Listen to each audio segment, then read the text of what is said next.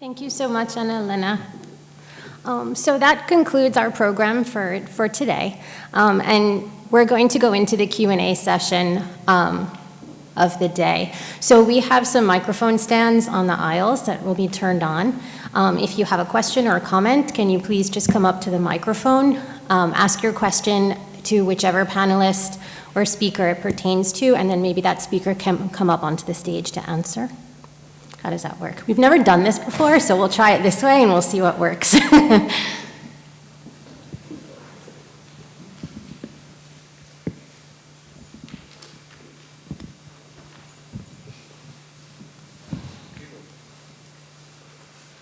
Hi, can you hear me fine? First of all, this has been fantastic. I am thrilled that this is happening and super excited. I have a question for Jose Blanco. I'm also from Costa Rica. And I was curious about your experience working and researching fashion in Latin America and how well is our fashion and costume history documented in Latin America? And what role do you think oral history plays in the preservation of our fashion expressions and traditions? Thank you. Thank you. Hola. I was just talking to Tanya about this a moment ago. There's two main problems, I would say. There is a lot of research, but it's written in Spanish or other languages. So one of the first things we need to fix is to figure out ways to, I mean, I hate to say this, but to translate it so that it can reach out wider audiences, which I hate to say, but it's true, right? But there's a lot of research. You know, there's Regina Ruth, who is in your council or whatever. You know, she is a pioneer on the research on Latin American fashion. There is the Berg Encyclopedia of Fashion, which maybe the word encyclopedia, it's, you know, misguiding, but it's full of fantastic essays on Latin American fashion, historic, and so on. And then, of course, as we said, we had edited a special issue for a journal. So this is growing. But perhaps the most important thing I'm going to say, and then I'll shut up, is, well, what we need is more people that are interested in doing this and that get PhDs and get tenure positions. And I was reading about the dismal rates of, you know, Latinx people in academia. So this is the first thing we need to fix so that we can do even more or even bring up what we've been doing. Sorry, I don't know if I went too long.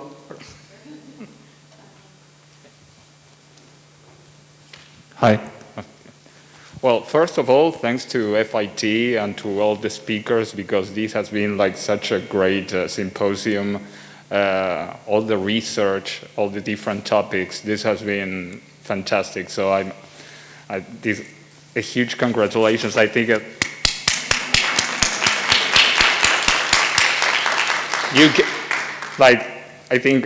I was able to feel that passion and all the hard work, so congratulations. My question is, I'm from Argentina, and it was curious that non-speaker was from Argentina, and I have like a theory about that.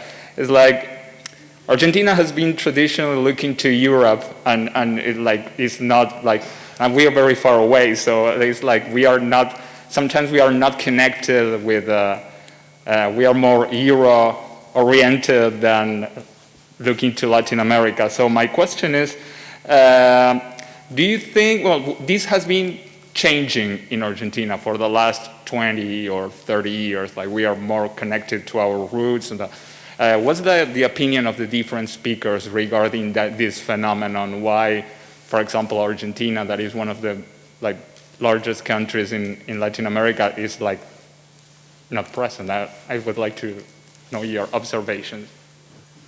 Well, I think we're definitely planning on having designers from Argentina in the exhibition. It just happened to be that of the scholars that we interacted with and we knew to fill the sort of topics that we had today, we didn't come across any scholars from Argentina. It wasn't a conscious intention on our part. Bias, yes, thank you.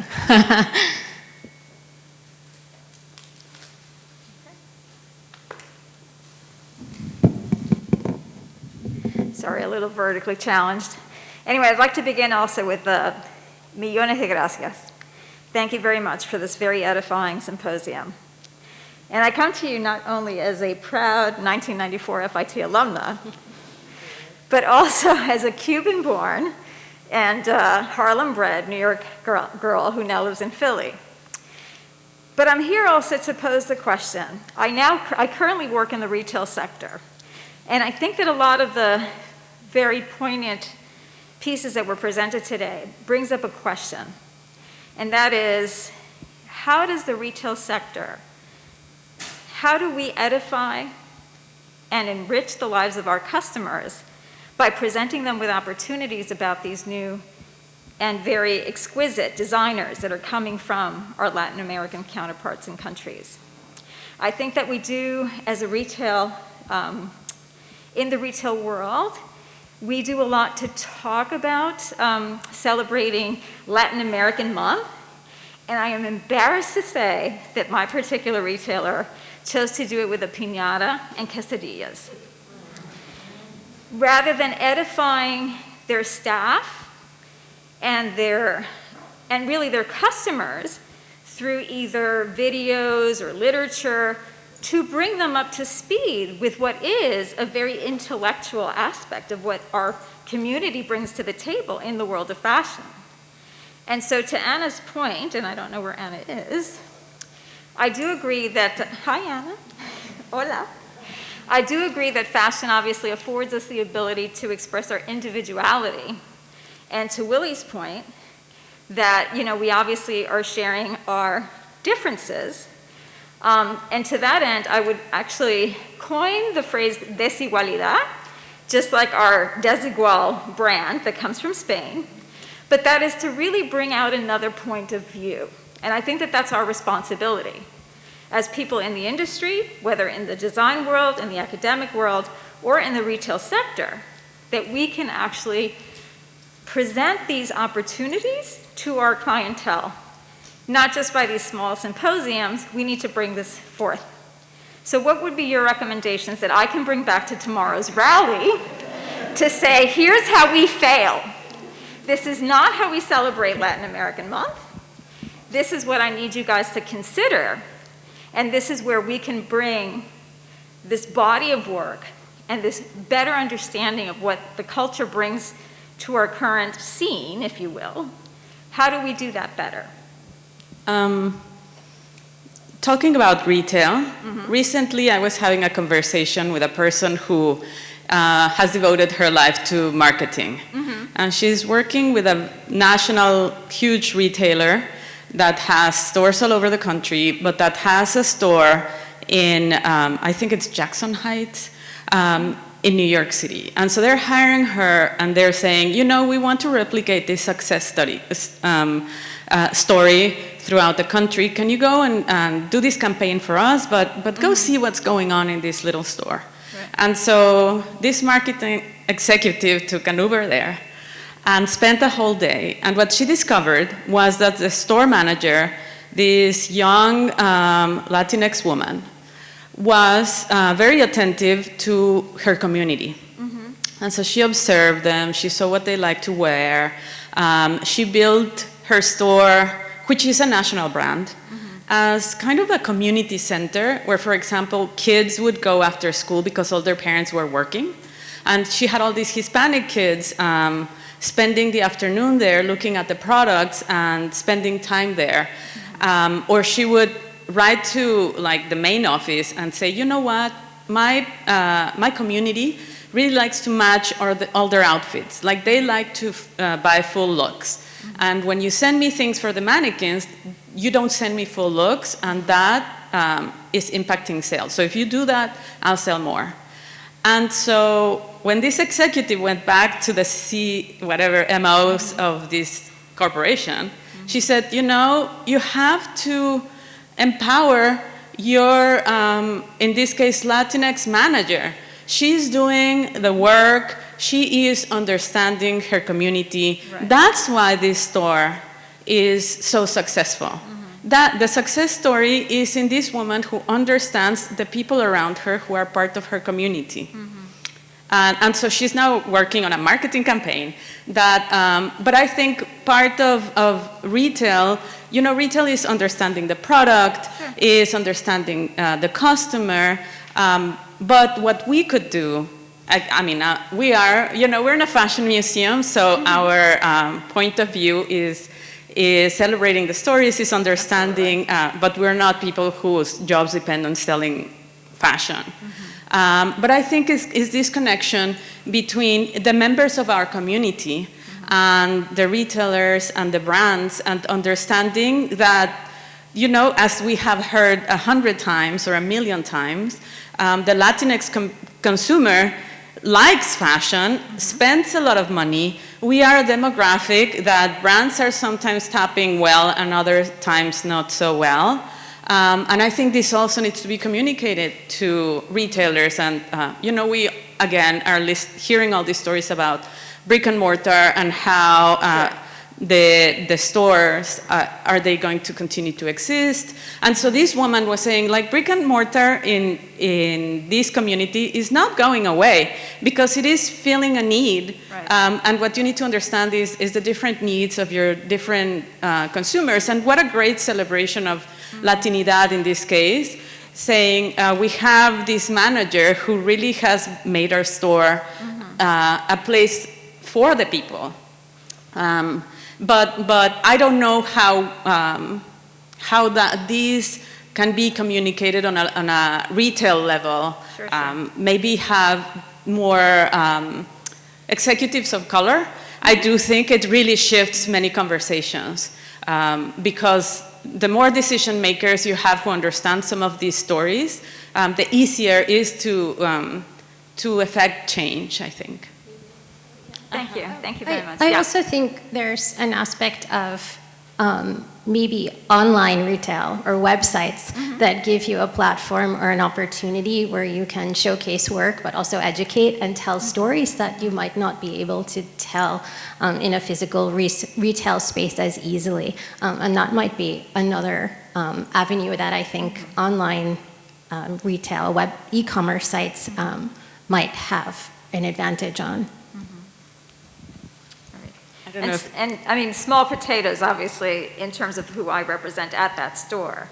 But I think that we have a responsibility as a national and international retailer to, in fact, bring forth the educational piece of la educación, of who we are, whether it's Luar or Willie or anybody else, or Brenda or Barbara, who are out in the space creating these amazing works, to be able to celebrate them and bring them into the forefront of the individual consumer.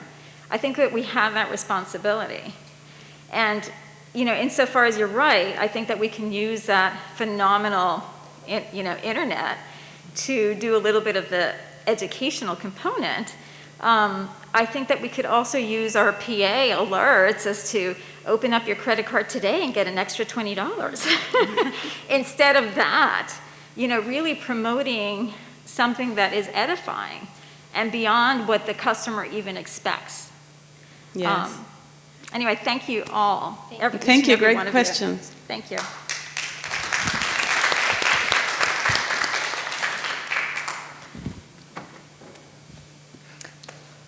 Hi, thank you. Talking to a mic is always so much, but thank you for having this today. I don't hail from Latinidad, but I am a child of the Black Atlantic, and I have a background in working in emerging markets, specifically across the African continent. And my question was for Oscar, but I don't think they're here. No, I think he had to leave. Oh, no worries. But basically, my question for them was around sustainability and accessibility, especially in the era in which sustainability is such a big conversation across all industries, but I think especially in fashion, it's become particularly buzzy in what they said about new luxury. But for myself, I'm interested in sustainability as a means of making art making and fashion and being in the fashion and art space more accessible for Black people, people of color. So my question really is just, what are ways in which that we can envision sustainability as like a vehicle to make art making a lifelong practice for more people? And then also just, yeah, thoughts on like the anxieties I have around sustainability as a means of really appropriating just traditional practices. Like for example, I think like about meal planning and how meal planning is like this like, you know, again, buzzy way to, you know, eat healthy, but really in my mind, meal planning is just the pot of soup my mom would put in the fridge on Sunday that we ate every night. So, because she didn't have enough time, we only had so much money. But yeah, so that's my question. Questions? I'm not sure I gleaned all of your questions. So there was a question about sustainability around art making. Or, yeah, so I'll repeat. So how can sustainability be a vehicle for accessibility into art making? So how can we create sustainability in our process so that when you think about reuse, recycling, it's taking things that already exist and making them anew. How can that be sort of like the tool to make careers in art and fashion possible for more people? Because especially being here in the US or just in the Western world, to have a career in art or a career in fashion, you kind of have to, you don't have to, but it makes it easier if you have like the resources to, you know, buy the Brothers sewing machine, you know, fresh in the box and, you know, afford the, you know, freshly loomed fabric. That's the first question. And the second one was just thoughts on how sustainability can also be a means of appropriation. Well, I can, and maybe just speaking a little bit to the art question, I think one of the things you mentioned, which is this focus on recycling or found used materials, not using new materials, but found materials is something that goes a long way in that direction. I guess I also want to point out maybe the idea of collaboration, which was something that Oscar was touching upon, that, you know, collaborating with other artists, with other designers, people outside your discipline, sharing resources, not only sort of mental resources, but physical resources, is another way to kind of move forward with sustainability in art making.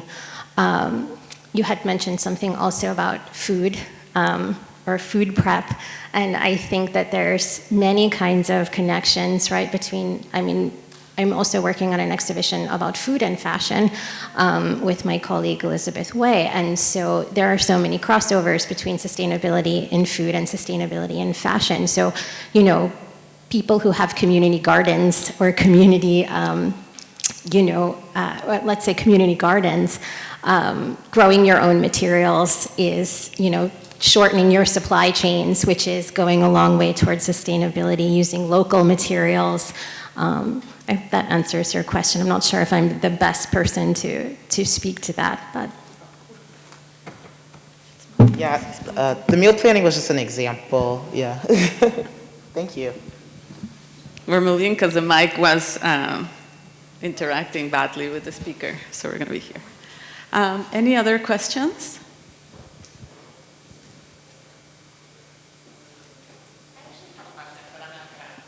So, thank you. I know you guys, like Jose was talking about translation, and I know that you guys have obviously been doing so much research and writing your book, and that you're planning to do the exhibition in English and Spanish. So could you talk a little bit about the challenges of both research and then planning the exhibition and the exhibition labels in 2 languages?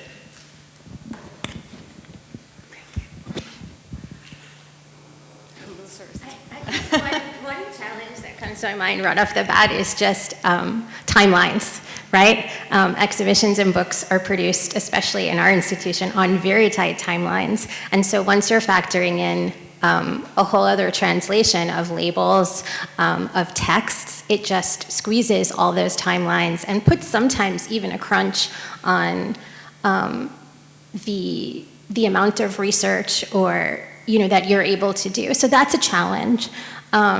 It's just as far as researching, like as Jose mentioned, a lot of the materials are in Spanish. I am not a fluent Spanish speaker. My Spanish is like mediocre at best. And so that was a challenge, but I guess kind of collaboration and community. I leaned on friends and people who were more fluent than I to help me translate certain texts, and now I have those translations going forward. But that was definitely a challenge, but community or friends around you was one way around that. When we did our focus groups, one of the questions that we asked to the members of the community was what if we needed to translate labels, and we got 100% absolutely. Everybody used the word of like, that's indispensable, that's like so basic. So we have started talking about bringing our production schedule starting writing labels much earlier so we can consider translation in the process. And that happened with some of our authors, thank you, wonderful contributors, who some of them wrote in Spanish and then went through the troubles of having their text translated, copy edited, and then copy edited again in English. And so all these things are a challenge. And also, correct me if I'm wrong, but our grammar and style in Spanish is very different from style in English. And so when somebody's thinking in Spanish and then that needs to be translated to another, it's like truly like turning somebody's head into a completely different culture. And so that was a bit of a challenge, and we're so grateful for all of you who did that, those mental gymnastics of turning a Spanish-speaking brain into an English-speaking brain.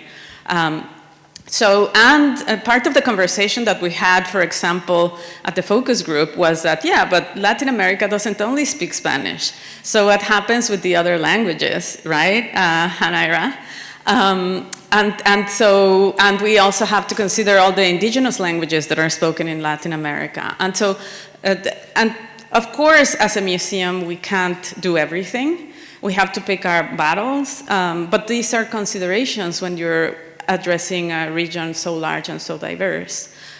So those are some of the very practical things that we have dealt with up to this point, and that we're seeing that we're going to have to work with in the future. So, for example, the book is going to be published only in English, and when we were beginning to imagine that this book was a possibility, the translation was always in the conversation of at what point will this be turned into a Spanish book.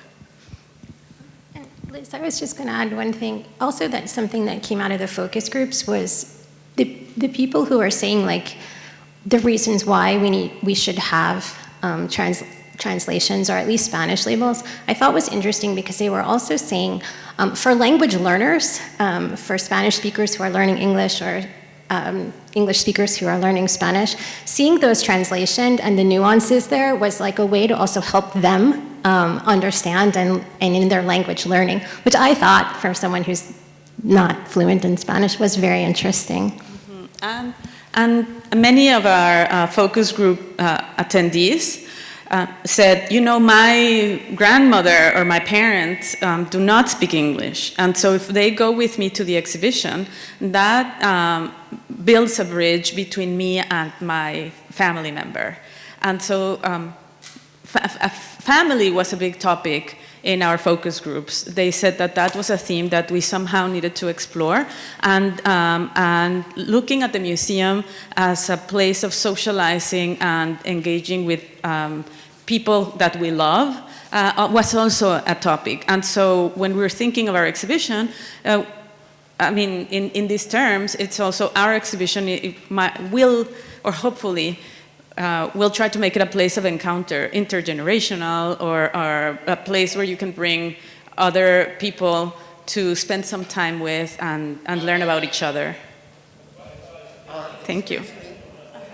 Just to add to that, I think that if you're going to expand your audience, having multi-languages available will be a great asset. Thank you. So in case somebody didn't hear, and for benefit of the video, you were saying that that will also help us expand our audiences, having multiple languages. We'll invite more people to our museum. Thank you. I was reading the book that was being sold outside, and there's one chapter about like people were asking like how come people in America dress so sad, because it's like they're wearing a lot of colors that are associated with mourning. So it made me think of like there was someone said something like it made me think of like how in America we talk about being a minority as though it's like something like negative, and I wonder like how can we change the narrative? Like, what I'm trying to say is like, from this position, like it's like from this perspective, like not everyone necessarily sees like the color scheme in the West as like an improvement or like more positive. So then, how do we change the narrative so that we're not always like talking about being a minority as like a negative thing?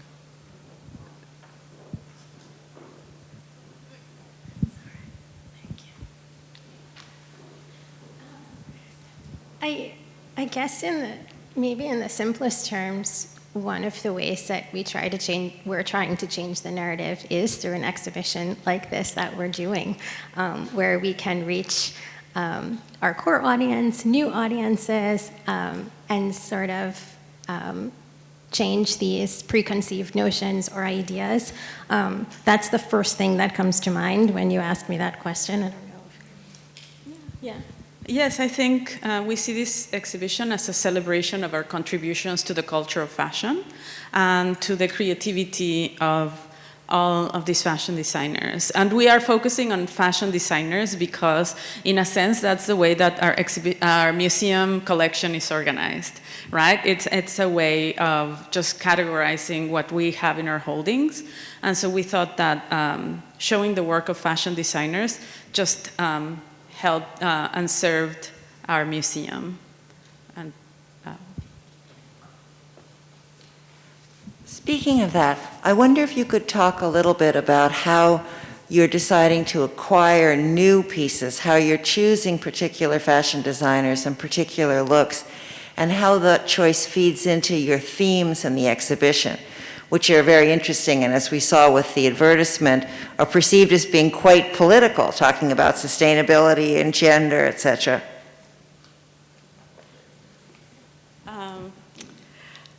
So that is a really tough question, right? Because picking someone necessarily means you're not picking someone else. So our top guiding principle is, does this fit within the larger collecting policies of our museum? And I always say to people when they ask about collecting and acquisitions that acquiring a garment is like adopting a child. When you adopt a child, when you become a parent, like this human being is under your care for the rest of your life. And every object that we acquire in a museum becomes one of our children. And we have to house it, preserve it, research it, exhibit it.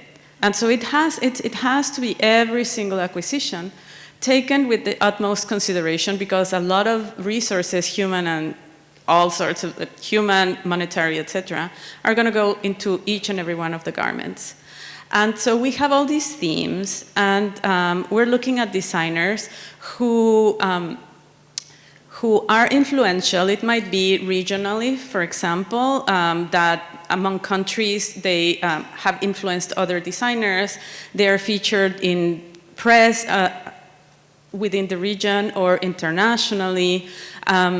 That their work really speaks to maybe a specific theme. What we're trying to do is, if certain designers have a preference for a certain type of topic, we're trying to acquire works that relate to something that is important to the designer. So it's not like a one-off collection that they're never going to address ever again, but more that speaks to their body of work. We also were very conscientiously, and Michelle who's here with us, worked early on, Michelle McVicker, on looking at our holdings and seeing everything that we owned that was suitable for the exhibition.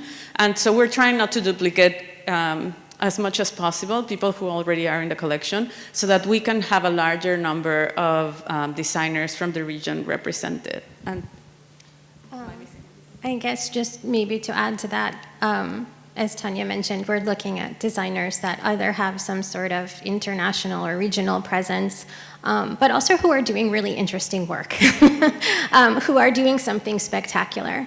There are so many designers to choose from, and as Tanya said, just when you pick one, you're not picking another. So we have to have a really good reason why we're picking the one that we pick.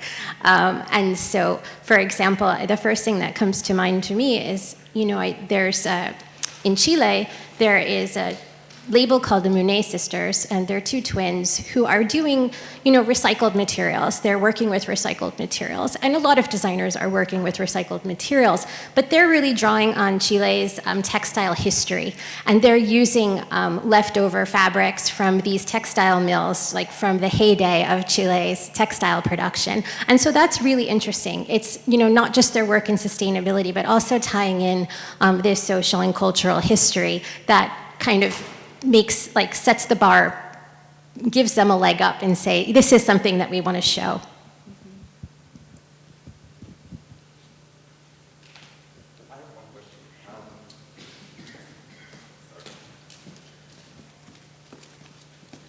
we're so anal about the recording because this is helping us plan our exhibition. So we're going to go back and listen to this carefully again.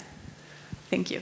Yeah, hi, so my name is Alexander. I'm half Colombian, half German, but born and raised in Germany, and that is very interesting for me to come to a symposium like this and traveling, because I learn more about my other half. But I was wondering about the future of fashion in Latin America.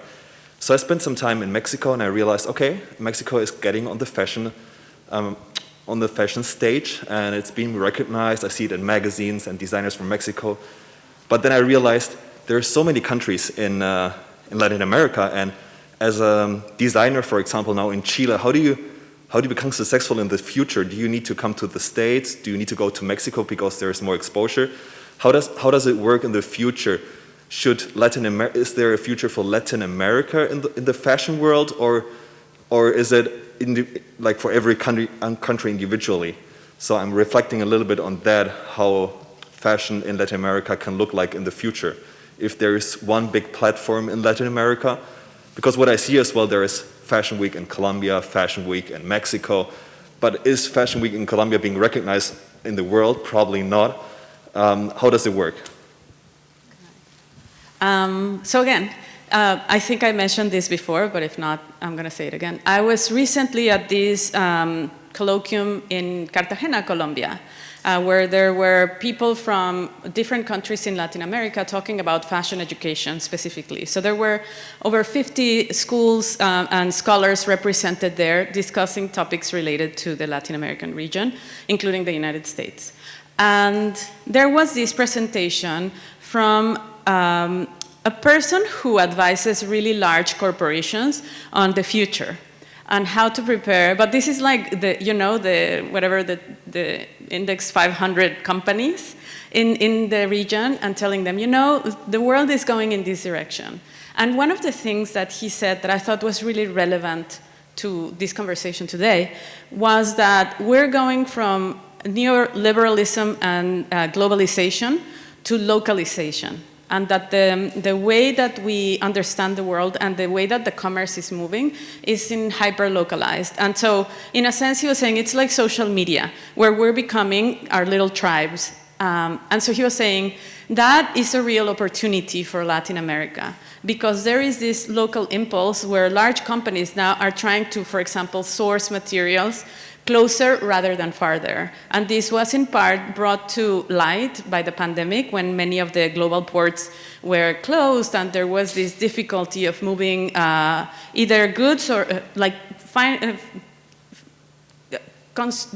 sorry, my English and my Spanish are like in my brain. But products and consumer goods, thank you.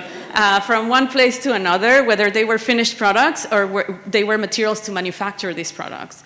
And so he was basically saying, you might want to start thinking more locally than you have been doing in the past. And one of the conversations that we've had for many years is that many brands based in New York, when new brands come from smaller markets, what they say to them is like, you know, what really sustains you for many years when you are in a market as aggressive as New York might be, is to have a very solid local presence. So the companies that actually are able to grow on an international level is because they are solidly maintained by their local markets. And that has been happening for many years. And so I think that sometimes there's this narrative that to be successful in fashion, you have to be successful in Europe or the United States. But what we're trying to counter is that success can also happen and happens in Brazil, and it happens in Mexico, and it happens in Colombia. And all we're doing here is sharing the news. But there's a lot of brands that are very successful locally, and that they might benefit from a larger market, but maybe even their business model doesn't want to sell in the United States or Europe, to give an example.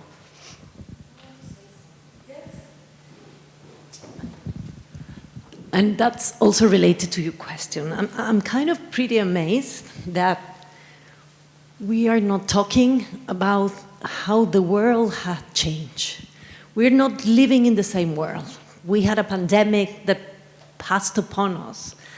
And in Mexico, at least, and what I've seen of Latin America, we don't need future people to come and tell us what's happening. No, we really were closed down for 2 years.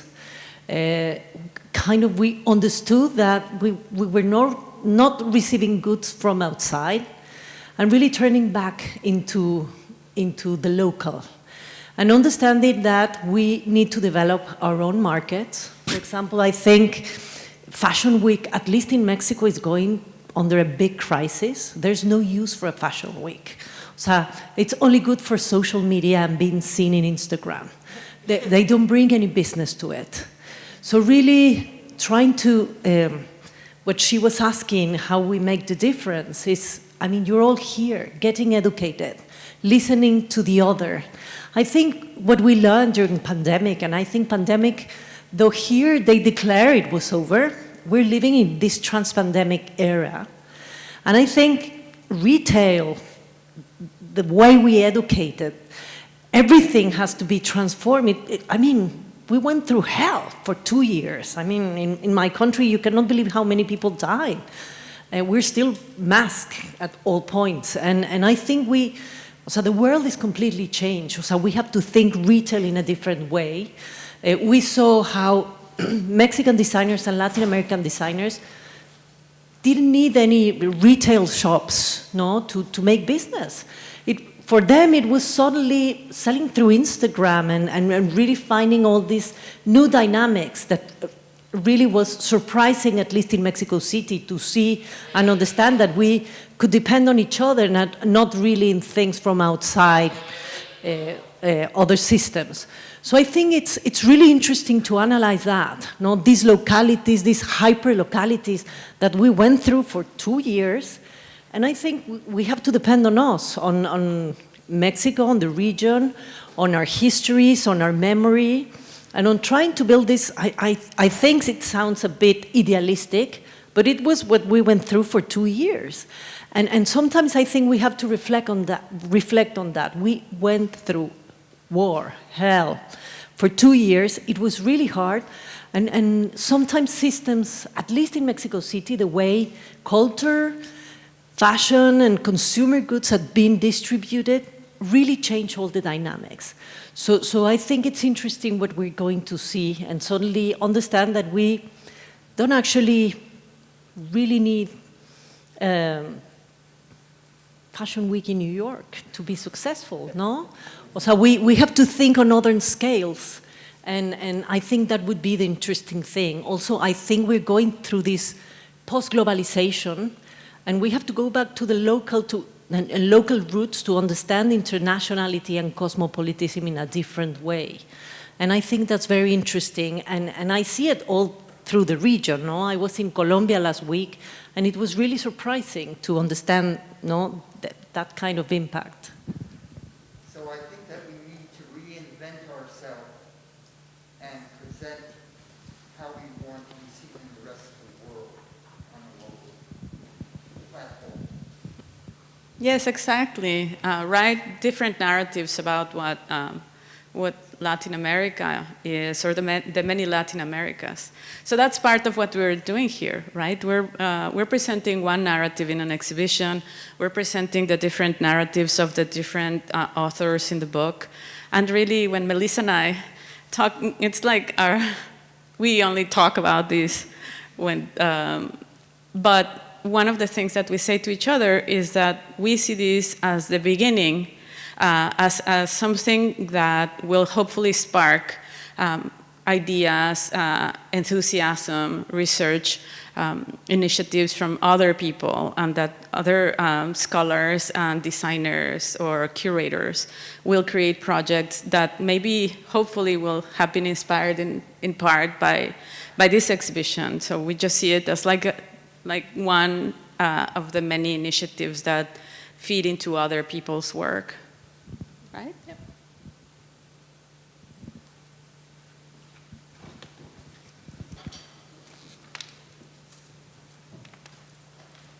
Just a follow-up question on that.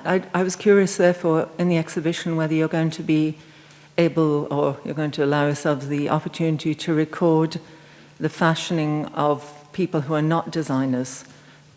For example, Latinx community in New York, and you mentioned Michelle McVicker's work, for example, about communities who've gathered on Instagram. So it's just, in terms of that definition of the local, whether you really are going to be able to look at the creativity, which we've seen in some of the presentations today, of the people the designers reference, who are ordinary people, as they're often called. Thanks.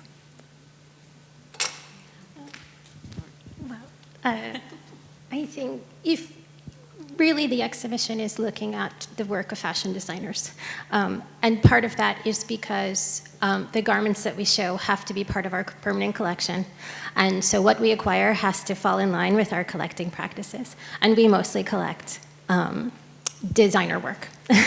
It's not that we don't collect the clothes of everyday people, but it's just the parameter that we set for ourselves.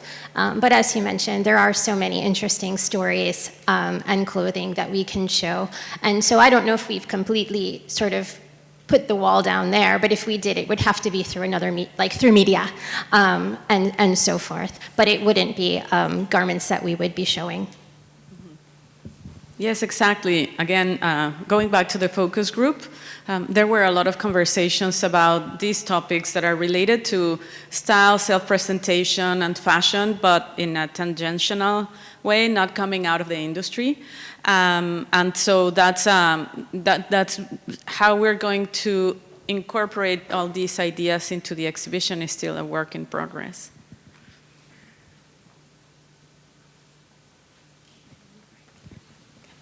The microphone is right there.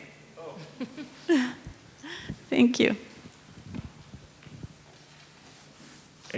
Are you planning on organizing other satellite activities around the exhibition that we can be a part of? I don't know, like an open discussions, and I don't know, other activities, because this is super interesting, and there are so sub areas that we can explore around this. So it would be great if you're organizing different activities around the exhibition.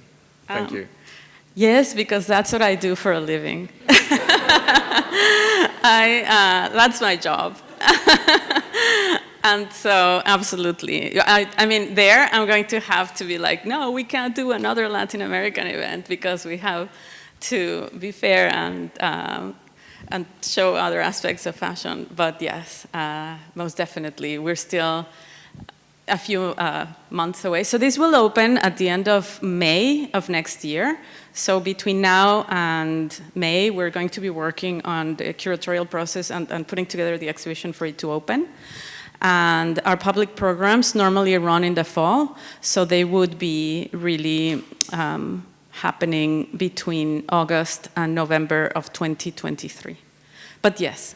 And with that said, if there are things that you would like to see, like forums or discussion sessions, send those suggestions to us, because that's what we're welcoming with everybody gathering today, so we know what people want.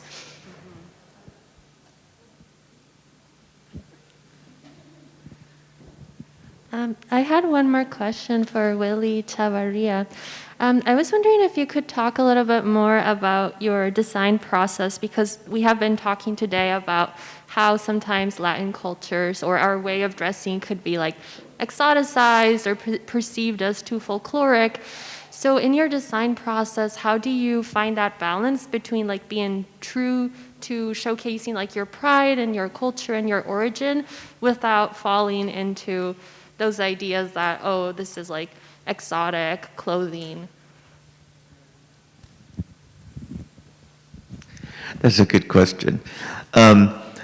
Actually, just like everything else, as the world changes and as our brand has changed, it's something that we talk about a lot. And it's funny because at the time we launched the brand, so little in the world had, we hadn't had Black Lives Matter, we didn't have so many different things. And taking a risk to, my first show was about people in cages. And we had a cage, and there were people inside, and it was very political at the time. And I think that was right for the moment. And we had, very Cholo-inspired clothing, and that was right for the moment. And now things are very different. I mean, now we see Chicano influence everywhere. Like, it's almost like the look in LA right now, like the makeup for the girls. It's like everywhere. So for that reason, we know it's time to evolve. And it's almost like the brand gets more and more sophisticated. And I would say that what I try to do with my work is not to show Latinos, Latinx as exotic, but to give us the dignity that we deserve. And I want to do that not by following the traditions of the fashion industry, but to be very true to who I am, who the people I work with are.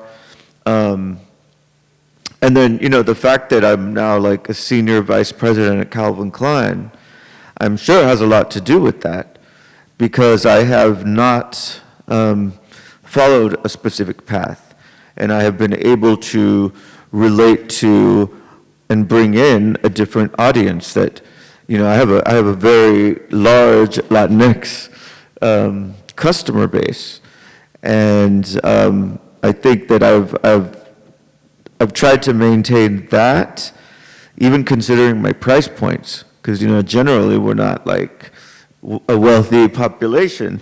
So I do try to. I have things that are $40 that range up to like a few $1,000s. The Bad Bunny can wear,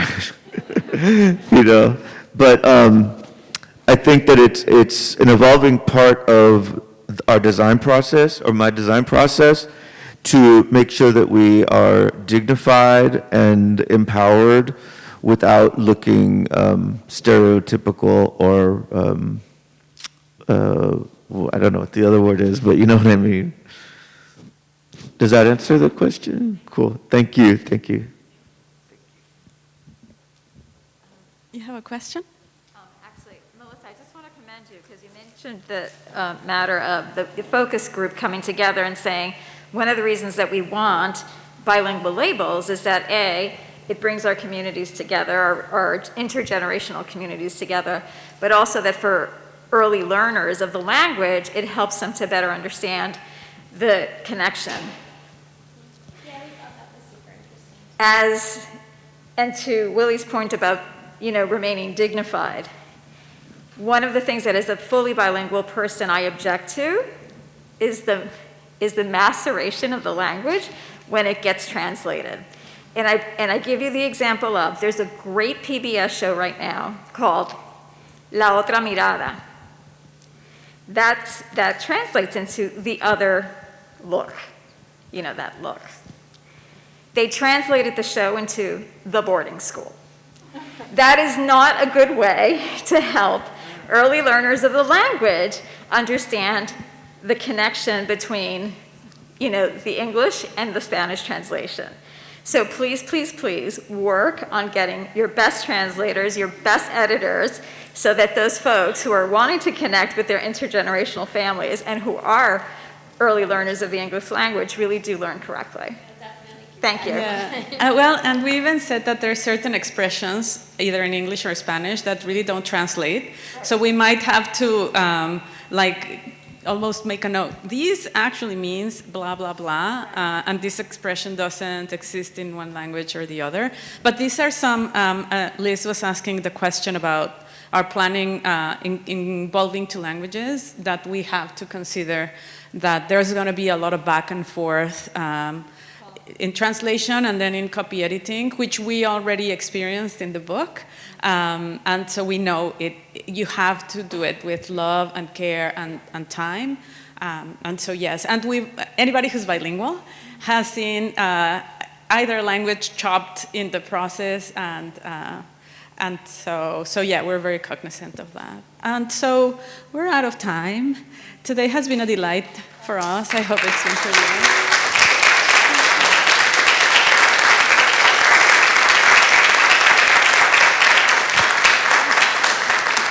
Thank you, everybody, and we hope you'll come see the exhibition at the end of May. And bring your grandmother.